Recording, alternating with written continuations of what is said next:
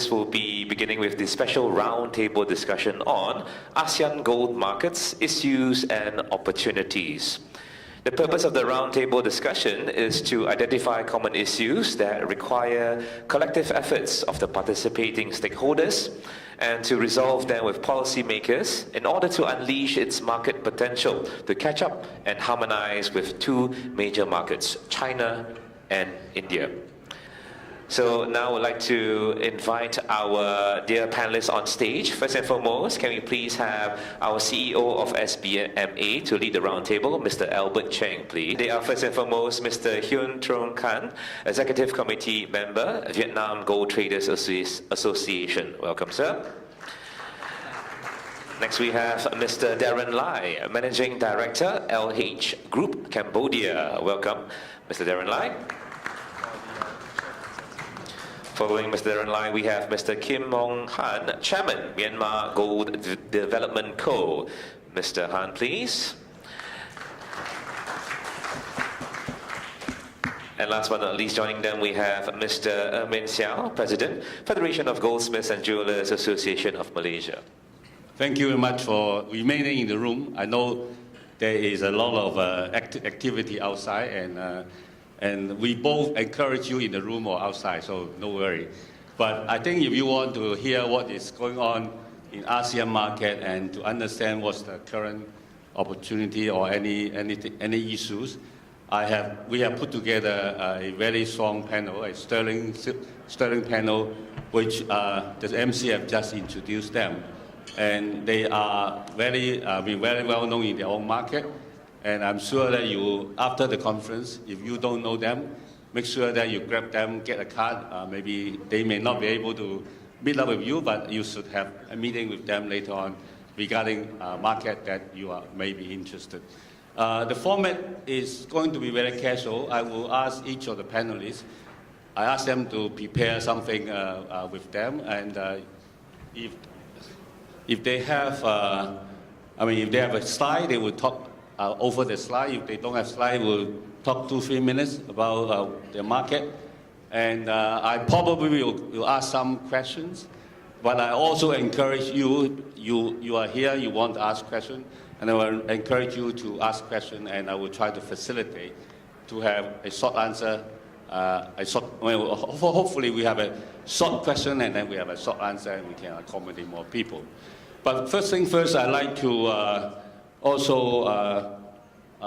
let me backtrack a little bit. Yeah, this is some of the preamble. I think you might have saw this before. It is talking about, as a whole, the ASEAN market. And we are the 6th largest economic groups in the world. I mean, 6 meaning that it's not the first, but it's significant. But the good thing about this region is we have a very young population. A young population nowadays is more vibrant, more active. And as Alex earlier on talked about, they will become richer. And I think the wealth accumulation in ASEAN is going to be an important facet. And among ASEAN, we are talking about free trade. And although the global climate is not so much encouraging free trade, but I think among ASEAN countries, we are talking about it, and we will make the region, the flow of goods and money more easily in futures. And again, China talked about their strategy of Belt and Road. We are along the road, and exactly the content of how Belt and Road apply to gold, I think we will hear more. But how the Belt and Road concept apply to the country along the Belt and Road, I think currently we are all mostly talking about mining industry. We actually haven't talked about linking all the consumer base, linking all the production base, more free flow of products. I know in the group we have a lot of China manufacturers and a lot of bullion traders. And along the Belt and Road, there's a lot of customers, there are a lot of countries which is very new to the gold market or are less connected with the international market. So our role here, SBMA and this forum, is to continue to try to provide a connector for all of you to connect together. And hopefully, through more interaction, we might be able to generate business. These are statistics that you can find in the internet. I'm not going to go through them, but just to tell you the scope of it. And I also copy some statistics from Metal Focus. This region at this moment is about a 300 tons market. The supply and the demand side eventually equivalent to each other. Is about a 300 ton market spread among all the ASEAN countries. It's not big, but it's respectable. It's 1/3 of China, half of India. And I believe the growth potential here might be actually higher, bigger, or the rate of growth probably will be bigger in this region. And if you are already in a very mature market, you might want to look in Southeast Asia, which might provide you a better potential growth going forward. Mr. Tang from Enterprise Singapore talked about how Singapore has transformed in the last few years. This is a graph which shows how the market can be transformed if you have the right kind of policy and the right kind of mixed infrastructure in the country. Singapore, since we removed GST in 2012, you see significant growth in this region. More gold and more money flow through Singapore, and that's thanks to the infrastructure that has been established here. Okay, last chart. Basically, Singapore is a free movement of money and physical gold, but elsewhere in the ASEAN country, is a little bit of pips here and there. But I know that all these countries is on the beam of trying to open up, liberalize the market, and it might not be the 100% correct because things change very fast. But when there is a barrier, when there is an obstacle, people will try to overcome it, either illegally or legally. And I think the world is moving toward legally open up markets. The first speaker I'd like to invite is, according to my flow, is Mr. Kim Maung, and he will update us a little bit on the Myanmar market. I'm coming from Myanmar. I'm represent from our country of the Mining Federation, the Myanmar Mining Federation Association. I'm the president in there.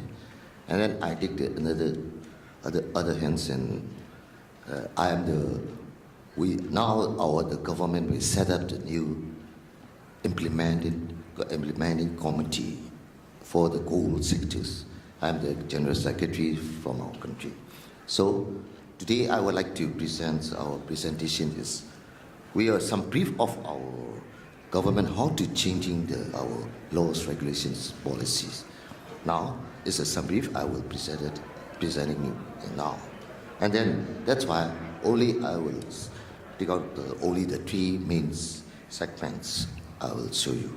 Another, the country is going to the development, so tomorrow we can be showing about our country, the market opportunities and the financial opportunities. So I will start to present only the updates, our market updates in there. Sorry. So the first is now our current have daily the spot transitions approximately about 6 to 8 million. That is a spot goal. And then another, the default delivery goals are now you see about approximately it's a 60 to 80 million up. It's a maximum of the 10% more than the spot goal transitions now. And then the two categories that we are dividing: domestic gold transitions, and another is retail shops, jewellery retail shops. So you see about the 66 up to the 88 million, the daily, the total spots and default gold. Another is 15.7 up, is a 15 up to the 21.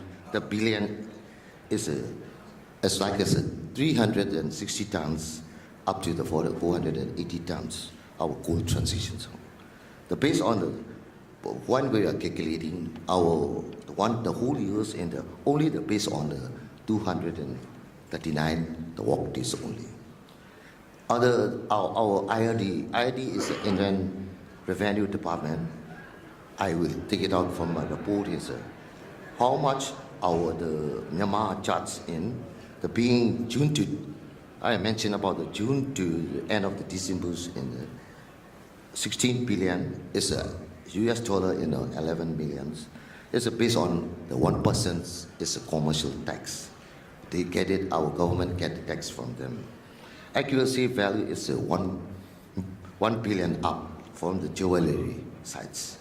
So, but that is not include about the gold. So what you got collected from the recycles and the other details orders. So another one, I would like to update for what's our gold feeds and gold movement. So that's why the first you see about our gold, the feed is 64% from the scrap jewellery, and then the mining product is 35% only, and others means one of our religions in the pagodas on the weekend training, and then we can extract it back. That is only we show the percentage. And how to split through our gold movement is how the religious is 10%, the 5% is medical and the other miscellaneous. And jewellery is more than 65% in our country. The 20% is our country people, they can, because our country have not what you call stable for the banking systems. Now the new government can create to the banking system to changing. So all the Myanmar people's, their nature is, they will be collect the goals. We call the show value is 20% from our country group. So why? What now our government is the new government. So the 2015, the party of the National League Party, NLD party is the one in our country that they come the elected and one. So the new government they will set up in 2016. They will announce to the economic policies. So the major what we are changing, the major significant policies are. I'm showing the two parts. The one is they order out the 12 clauses in the major significant policies. So the one is I will English about. We are ASEAN membership. So we according to the ASEAN Economic Committee, the blueprint. The main key is the 4 factors. The first we would like to establish for our country to the capacity building. It means the free flow of goods, free flow of laborers is the first main things. And then how to create, to get our country job. So that is the main things. The new government looking there. And then another one is all the old policies and laws not going to update. So we reform all these policies and laws and regulations. So that means we want to go into equitable economic region. So we set up it. Another one is our country have a lot of mineral resources laws, and so that's we want to go into upgrade for the value added and things, but we cannot get the standard in our country.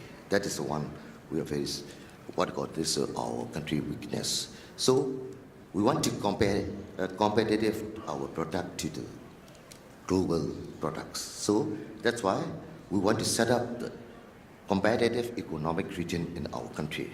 Another one is we are linking to oversee the global market.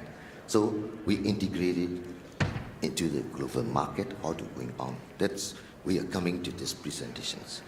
Another one is we look for China is just focal, and we're starting about the One Belt road systems. One Belt road economic is the Myanmar country is the middle in there. That's why the China and Myanmar how to set up the economic corridor also. And then later we are going the future possibility of the China, Hong Kong, Singapore, and the Myanmar and the UAE with the gold market. That is the future, our planning for them. The third is also we are according to the AEC principle. That is our foreign investment laws is now the 2016 and the rules come out in the 2017. That law is the main point is encourage to and protect from the foreign investors for the investment. The new company law is now our president is signing in the 6th January, but that is active in the 1st August 2018. So that law, one clause is the foreign investment law is the foreign investors is coming only the participant with the local company in 1%. That is automatically we are according to our foreign investment law. So that is very specific, very difficult to do in our country law because the facility is quite different. Now the new government is combining only the one investment law in Myanmar. The last thing is the foreign investment law, local investment law.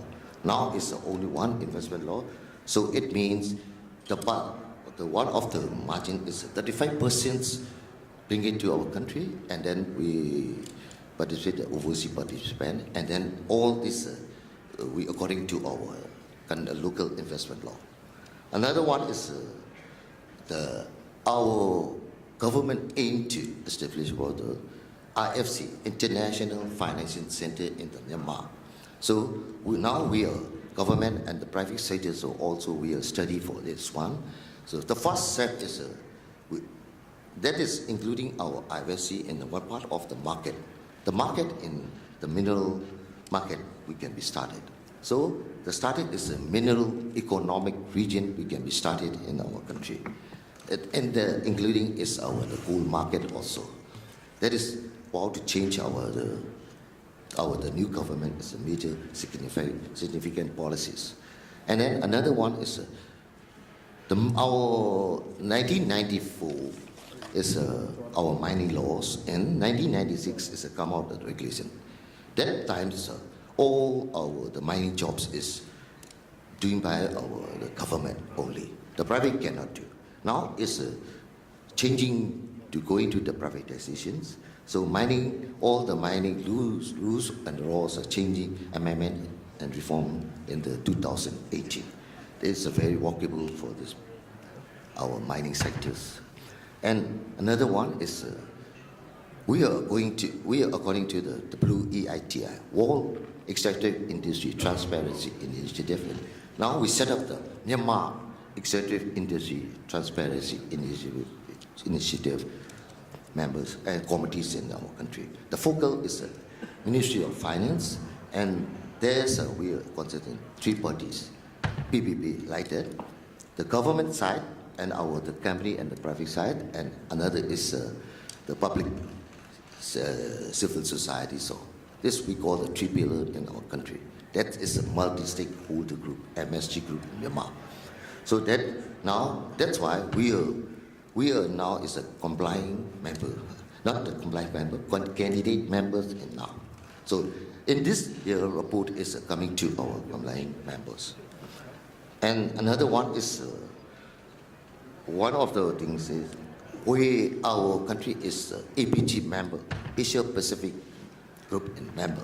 That's why we are according to the law of anti-money laundering law and CFT. That's financial tourism laws are all we are now our country have announced. So all this our product, the gold products also we can follow up the AML and CFT. That just means we are studying our country, the government, and also the private sectors. We according to the OECD and the SBMA policies and in line with the FATF guidelines. Sorry. So the policies are now you see about later we are detail of our specific policies in gold. So now we set up, we are going to private sectors. Our country can set up all the public-private partnerships. So, and then 2 or 3 months, another 2 or 3 months, we have the one-stop service we can start for the gold exchange. That is our country opportunities. So how to changing the updates. Tomorrow we are presented by my colleagues. Tomorrow our country opportunities. Thank you very much. Thank you, Mr. Han. He has given us a pilote to tomorrow's presentation, which his colleague will tell you a little bit more about what will be actually going to happen in Myanmar. As you saw that they have some new policy and have made some announcement recently. So we'll hear what they say tomorrow. Next, I would like to invite Mr. Khanh to give us a little bit of update on what's going on in Vietnam. We heard so much and we didn't see anything forthcoming in the last few months. Maybe Mr. Khanh, you can shed some light to us. Thank you, Mr. Khanh. Good day, ladies and gentlemen. May I present some of the most recent updates on the Vietnamese market.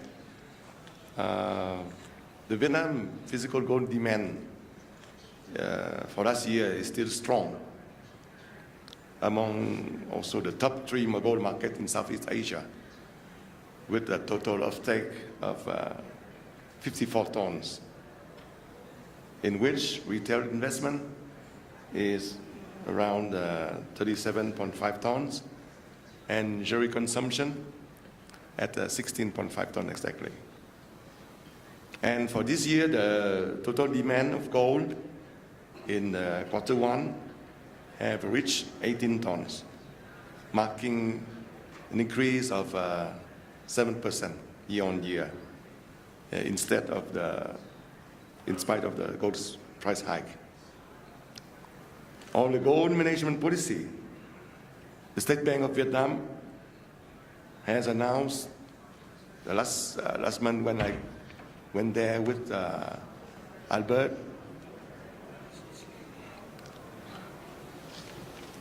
and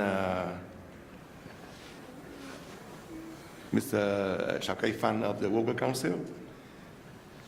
We have met with the Forex Department, and one of the key officials of the Forex Department have announced that the SBV will completely liberalize the gold jewelry sector. There is no more licensing on jewelry manufacturing and trading. And they also intend to reauthorize the import of gold raw material as per the need and the demand of the key jewelry manufacturer.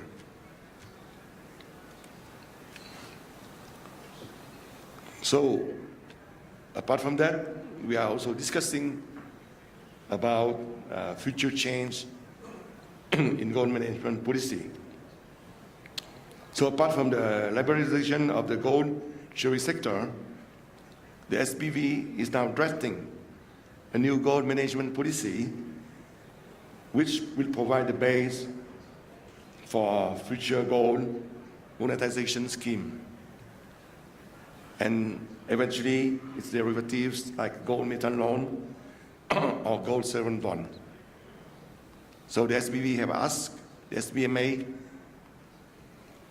with Albert to help them to draft a proposal in which they would work on a plan to present the Vietnamese government in the next few months.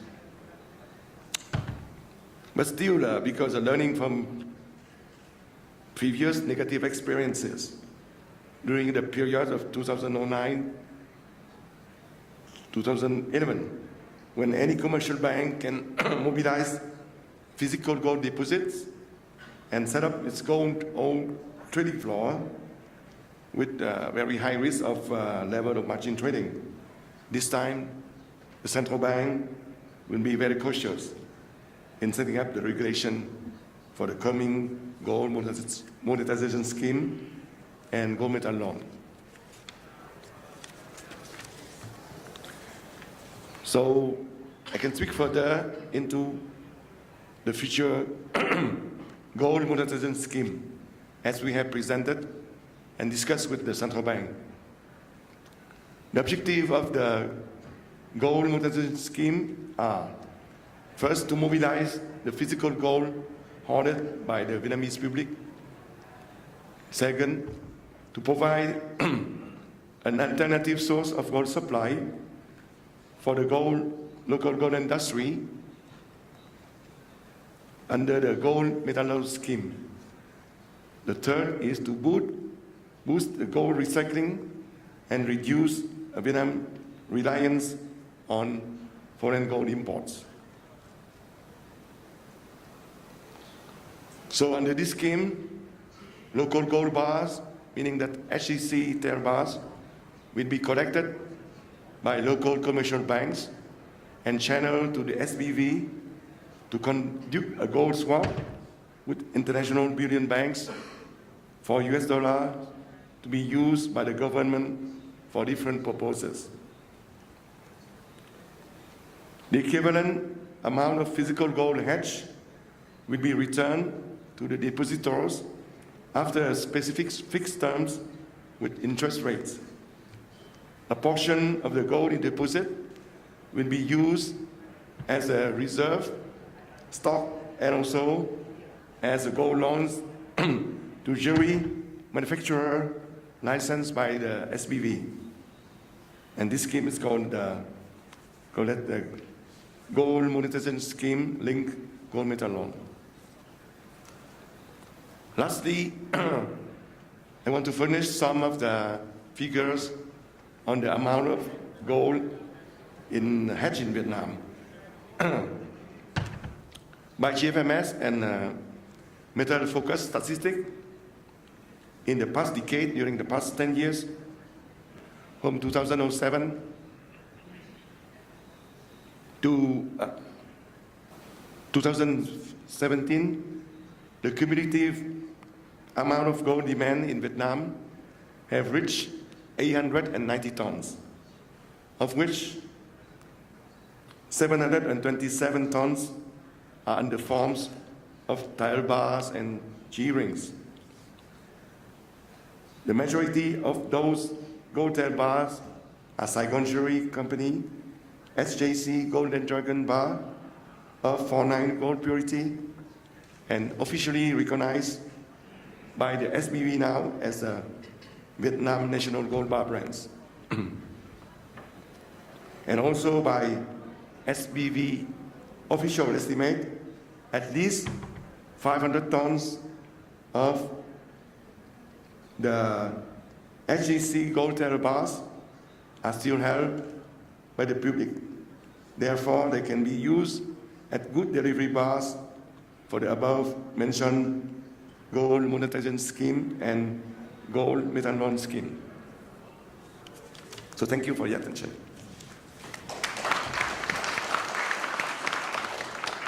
Thank you, Mr. Khan. I think what we heard from Mr. Khan is Vietnam is going to follow the footsteps of India on the gold monetizing scheme. They have the same problem as too much gold input or inflow will disrupt their flow or their balance sheet. And they have closed the market for a few years. And now the currency and the balance payment has been stabilized, and the trade has been lobbying the government to reopen, at least for the gold jewelry sector, which is what Mr. Khan have just said.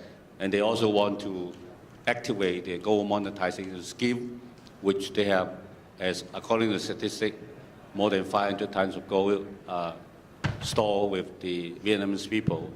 One thing that I think it might have been a better chance of success is in Vietnam, they do have a standardized gold bar, and it's not in the case of India that the gold monetizing scheme has to collect gold jewelry, which has a problem when you are collecting it back from the peoples. You have to go through assaying and other process. And in Vietnam, with the SJC gold bar, it might have a better chance of success. We may ask him more questions later on. Next, I would like to invite Darren from LH Metal from Cambodia to give us a little bit update about Cambodia. Thank you, Darren. First, I would like to introduce myself. I'm Darren from Cambodia. Now, in Cambodia, I believe not many people know what is the country is all about. We are a new country in terms of gold. The population, we have 15.76 million, which is still a small population.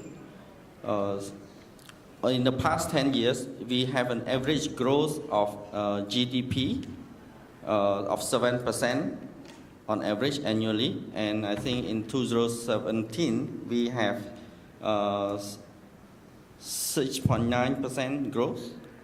So,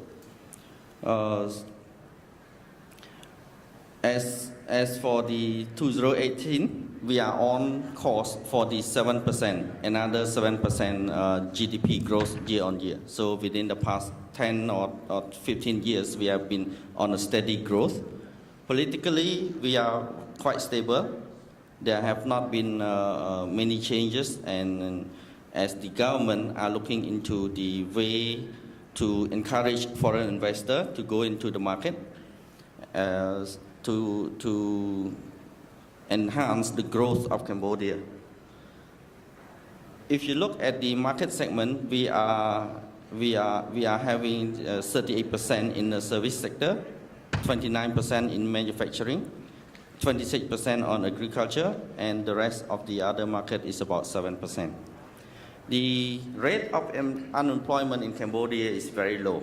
And as you can see that we are a very young country. We come out of the war in 1979, 1980. So we are about 37, 38 years old. As of this point, the average age for the Cambodia is about 24 years old. A very young population, very young workforce, young and dynamic. Now, as of this moment, we have, in the central bank, officially we have 12.4 ton gold reserve. On the gold market, we are a agriculture-rich nation. We have an excess of about 1 million ton of rice on average yearly basis. Now, as we come out of the war, we have used rice and gold as a method or as a form of currency for barter trade during the early years. That means in the 1979, 80, 81, in that years. And as this become a tradition, and Cambodia as a country, we are more inclined toward gold. We are very receptive to keeping gold as a form of investment as well as the safe haven. So, as like the Mr. Alistair have been mentioning, as the young workforce is working toward the growth of the country, people are getting richer and richer. The Cambodia people would look at gold bar as a form of investment. In the past year or so, I have seen people who actually have extra cash on hand and they are not doing anything. They actually buy gold bar and keep it as a safe haven for their investment. Interestingly, they are not keeping it as a form of paper gold. They are keeping it as a bullion gold, physical gold. So, traditionally, if you talk about the mentality of the people, everybody during the wedding ceremony and all these people are referring to giving gold because of our heritage. It's just that recently people start to move from gold to diamond and stuff like that, but mostly we are still looking at gold as the gift for ceremony like this. Now, as of this point, there are quite a number of trading houses in Cambodia, which is established by the local. We are importing only LBMA bar, 4.9 of gold. If you look at the mining opportunity, as of this moment, Cambodia have launched the Ministry of Industry, Mine and Energy have been giving out quite a number of mining exploration license. Currently, there is no gold producing mine in Cambodia. The largest known gold deposit in Cambodia, we are estimating at a potential of about 600,000 ounce deposit at Okwao. So the challenge for the mining sector would be the funding for the mining equipment, cost of building and road infrastructures at remote area, life cycle of the mines, and labor costs. However, if you look at the Cambodia labor cost, it is still comparably low as compared to the region. The other thing that would be good would be the mining finance opportunity. So as the country have not been tapped into our mining yet, this will still present quite an opportunity for the financing sector. The current government policy focus on agricultural and manufacturing productivity as the government are very effective to form a foreign investment to encourage the foreign investment, as well as we have a lot of benefit from the Belt and Road Initiative from the Chinese government. As the GDP growth, we are looking at forecasting for the next year also to be around 6.7 to 7% annually within the next 5 years. And once again, looking at the GDP growth per capita, the spending power growth, the gold investment will definitely grow along the line of that growth as well. So for Cambodia as a new market, but I see that there is a lot of potential for this country to grow, and I would like to invite the foreign investor to look into Cambodia as a country as a whole, and as well as the gold market as a whole, as we will present quite a substantial business opportunity in Cambodia. Thank you. Thank you, Darren. Thank you, Darren. What I hear is Cambodia is young. Cambodia has potential, and they have high GDP growth, and the young people are willing to learn, and they have a friendly government policy. So this is something that, as an investor, would like to hear. The last but not the least is Ermin, advisor of the Federal Gold Jewellery Association in Malaysia. We have heard so much happening in Malaysia. Maybe you can update us. Thank you, Mr. Albert Cheng. Once again, I would like to thank Albert and SBMA for inviting me again this year to tell you something about the market, gold and gold bullion, as well as the jewellery market in Malaysia. The topic given to me, changes in Malaysian gold and jewellery markets, is, I must say, very appropriate, because the last 2 months, we really seen quite a big change in Malaysia, politics as well as business-wise. Before we go into to talk about the new and changes in market, probably we just reflect a bit what had happened for the past 3 years.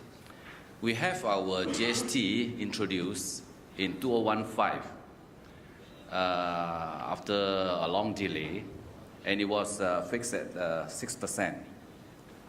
It was actually introduced in April the 1st, 2015.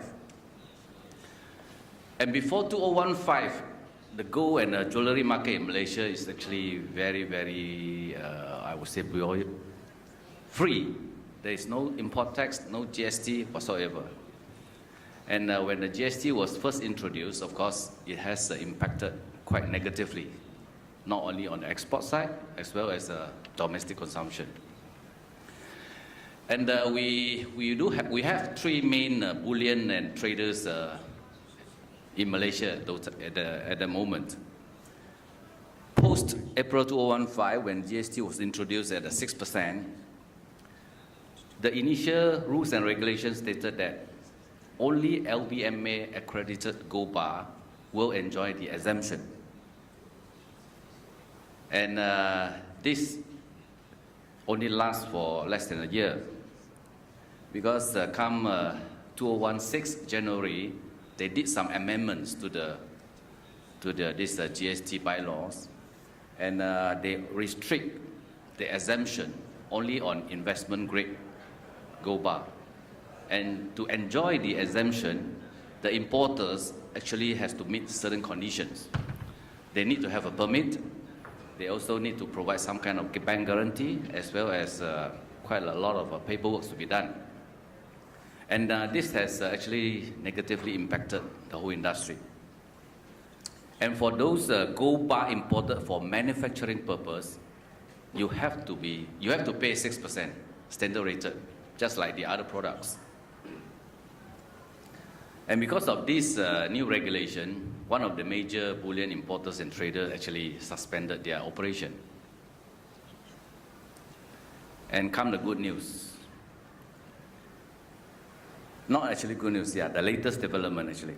In 2018 January, there's one local refinery was actually officially launched after a few years of their preparation and groundworks. The name of the company is called Darren. They have their factory or refinery in Shah Alam, which is the outskirts of Kuala Lumpur. They produce cast bar of 4-9 purity in 50 gram, 100 gram, 500 gram, and also kilo bar. And I heard that they are also doing some OEM activities for some of the APPMC accredited company, so-called minted bars. They are actually accredited by SIRIM, which is our Malaysian standardization body, something like APPMC, but it's only recognized in Malaysia. And we estimated their current production at about 500K a month.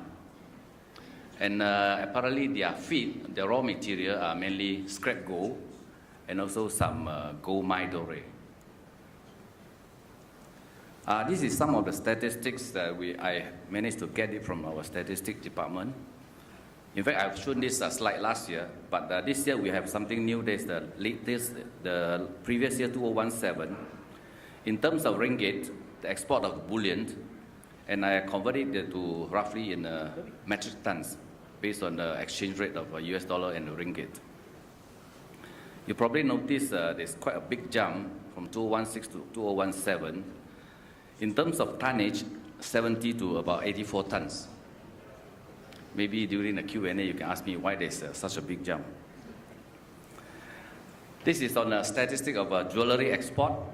Yeah, Malaysia do export quite a fair bit of finished jewellery, mainly the plain gold jewellery. And we did see some decline because of this GST. In fact, last year we lose about 10 tons of export. All in, we only do about 40 tons. So what is the latest now? I think you all probably have heard that we have our general election 14 on the 9th of May, and we have a new government after 60 years. As promised in their election manifesto, this new government, I wouldn't say abolished, but at the moment, they zero rate the GST from 6% to 0%. And the announcement was made in May the 16th. So whatever standard rated kilo bar previously will now be zero rated. And what is exempted previously will stay exempted. For example, the IPM for investment. And the government, apparently, they will introduce a new kind of tax, not actually new kind, but they call it sales and service tax, which was previously in force before the GST come into being. And we believe they will make some changes. It will be officially introduced in September this year. As previously the gold and jewellery industry do enjoy sort of, we don't have any sales and service tax imposed on us. So we are quite confident that come December, even with the new introduction of this SST, our gold and jewellery industry will enjoy tax-free, like what happened previously. So it will be almost like back to the good old days. That's what I have to say now. Maybe we'll talk a little bit more during the Q&A session. Thank you. Thank you, Ermin. The old days were good, so back to good old days is a good thing for Malaysia. Well, I have 10 minutes here, and I need to keep to the time, and I will encourage you to ask questions. But before you are ready for your first question, please, if you have questions, put it on the paper, or if you really haven't put it, you may raise your hand, and I can also ask you to give the question from your spot. But the first question I would like to ask all of them here on the panel, which is a common question, is we see ASEAN market is very much subjected to government policy, regulation, and tax. If there's no tax like Singapore, the market will move on by itself. But if there are tax, if there are other obstacles, or licensing or other things, you won't see the market develop. So I'd like to ask one question to each of you is your government policy more favorable or getting more favorable to go or getting less favorable to go? Maybe I'll start from Ermin from that side. I think with the new government in place, and I believe they are very business friendly. And from what they have actually seen, with and without the duty, there's a lot of influence on the gold market, domestically as well as our import market. I'm quite sure that they will they will not impose any new tax on our industry. Definitely a duty-free regime for gold is positive. Definitely. So, good old days. Yes. Good old days. So, Malaysia is going back to good old days. How about Myanmar, Mr. Kim Mohan? Yeah, so the 5 decades, we cannot export and import. It's our country, the restrict item in there.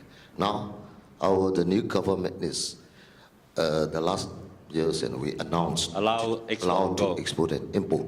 But some of our laws, our gold sectors and relevant to the other ministries and laws and regulations, a little constraints in there. So now, how to we are solved for this matters, and I think we are in this 2018. We are smooth to going to the. So your government is more friendly to going forward? Yeah. More friendly? More friendly, and then we start with the implementation committee, and then we push together. So you are inviting investor and market participants to your country? That's why I come to here, and then we are willingly to invite all so participants. who is willing to work with Myanmar or develop or explore the potential of Myanmar to go to Mr. Kim Mohan and his colleague and talk to them? How about Darren? How about Cambodia? As you can see on your earlier slide, there have not been import tax being imposed on the bullion. Yep. However, there are still withholding tax of 1% Yes. on that any goods Coming so in. yes, as of this point, we are already halfway to supporting the goal already, except that what I can see is that the trading house, Cambodian trading house, need to come together and form an association, and so that we can talk to our regulator to abolish this 1% withholding tax, which I believe at this point in time is still a little bit of a stumbling block for the country itself. But as this move on and this 1% withholding tax being demolished, I think Cambodia is looking very good for the growth in the gold segment. Thank you, Darren. I think when you look at the chart that I put up earlier on, Cambodia has this 1% withholding tax, and of course this will be deterring people to work very directly. And we as SBMA would like to work together with Cambodia. If you form an association, we would certainly like to dialogue with the association, or maybe working together to help you to establish an association. Then come to Vietnam. I mean, the Vietnam market has open, close for the last 20 years. How is your government policy to go? I think that you know already that we have period of hot and cold relationship with the government. So after 5 years, I think that now this year will be the relationship will be hot again, and we hope that since then we will have another 5 or 10 years of government policy positive to the gold business. How hot? As hot as 10 years ago? I don't think so. Warm? Warm. So I open up to the floor. Any question from the floor? Raise your hand, I will give you a mic. If not, I would like to ask Mr. Kim Mahan about Myanmar. You say gold is now allowed to export. Is it in form of jewelry, or in form of gold bar, or in form of scrap gold, or what is the form of gold that will be allowed to export? Yeah. So all the first our government is announcing the gold means the LBMA, the standard gold, is we call the international standard International gold. standard gold. Another is our national standard. And National standard. that is we can be good in the jewelry or like that. Yeah. So another one is gold and accessories. Gold accessories. It's gold within the jewelry in the other stones and precious stones, and other gold accessory. We have a craft or like that. That's we can be now we can export. Is there any tax on export?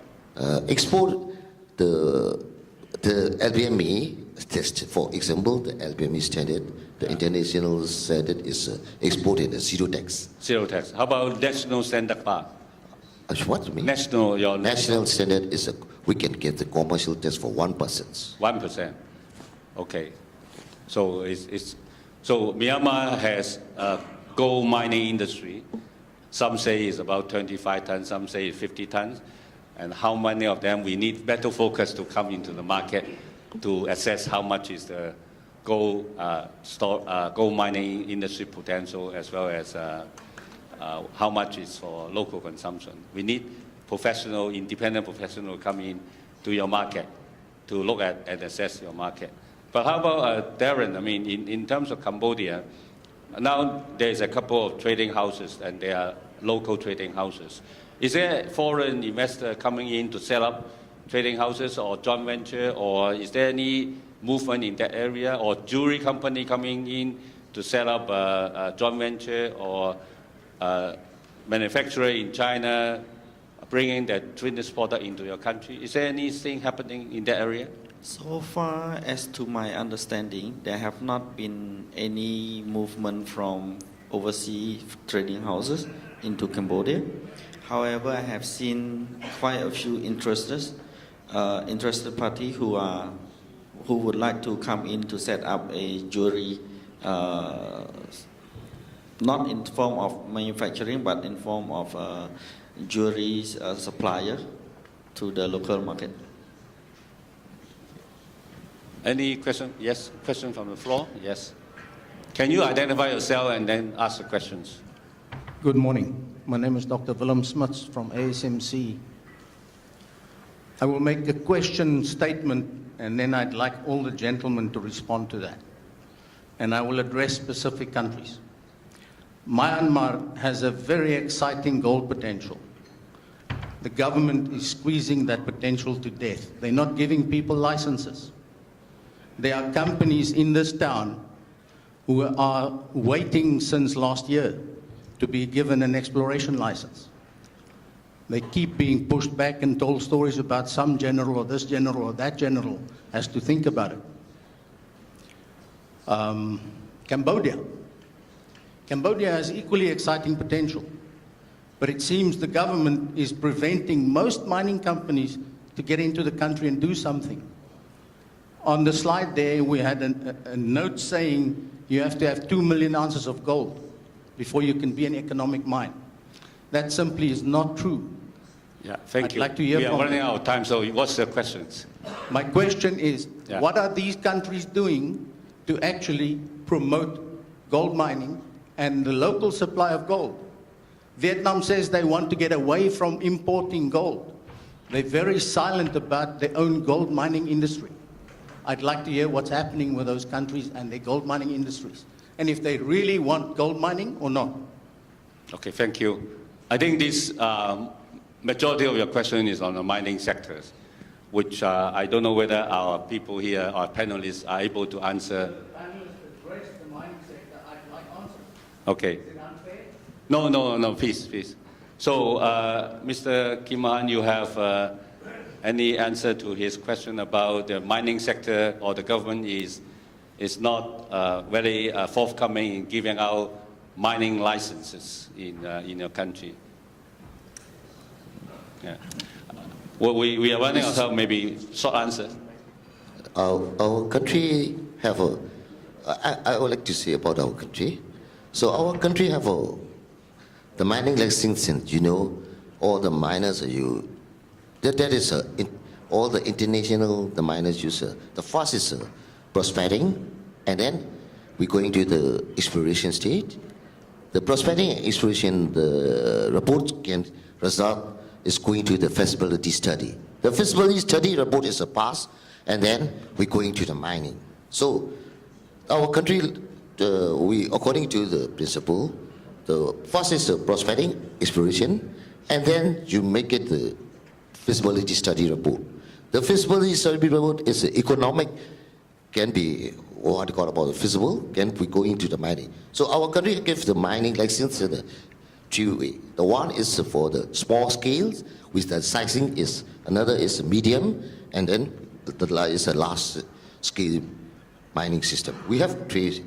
If the foreigner, the investors want to come to the mining sectors, you have the first you can get the detail of our reserves, and then you can get the mining. Only the one license, if you need, okay, our government can be release you. And then another, you directly go in the continuous license, we can get it. Now this our new, another next is a refinery license, and another is our trading license. Also, our country can get, in the 2018, we can be started, our government is allowed to come to our participant in the Thank you. I mean, it is quite technical. I would encourage you to dialogue with this gentleman later. Darren, you have something to add, or? Okay, first of all, I would like to reiterate that I am not from the government. I do not speak on behalf of the government. Second, as from what I can see, the Cambodian government have been giving out quite a number of exploration license to quite a number of countries. As from if I remember correctly, the first one that we give the license to is an Australian company in Cambodia called Uncle Gold, which if you are talking about Cambodia have not been giving out to foreigner, I believe that is not true. But let me reiterate it again that I'm not from the government. Yeah, I do not represent the government, and I do not know much detail into that. Yeah. Thank you very much. Let's give the panelists a big round of applause, and to Albert for moderating as well. Can we please stand up in the positions as to where you are? It's fine as well. And can we have our photo?